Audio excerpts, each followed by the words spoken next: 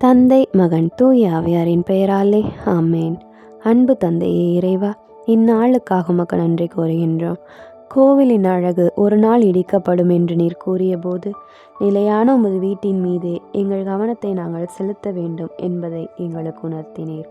உலக பொருட்களின் நிலையற்ற தன்மையை குறித்து நாங்கள் விழிப்புடன் இருக்க எங்களுக்கு அருள் தாரும்.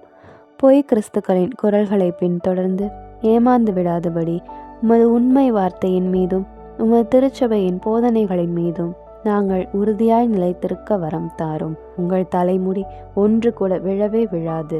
நீங்கள் மன உறுதியோடு இருந்து உங்கள் வாழ்வை காத்து கொள்ளுங்கள் என்று உமது வார்த்தைகள் எங்களுக்கு ஆறுதலை தருகின்றன. சோதனைகளின் நடுவிலும் நாங்கள் நம்பிக்கையில் உறுதியுடன் இருக்கவும், நிலையான உமது வீட்டில் நாங்கள் பங்கு பெறவும் வேண்டுமென்று எங்கள் ஆண்டவராகிய கிறிஸ்து வழியாக உம்மை மன்றாடுகின்றோம். ஆமேன்.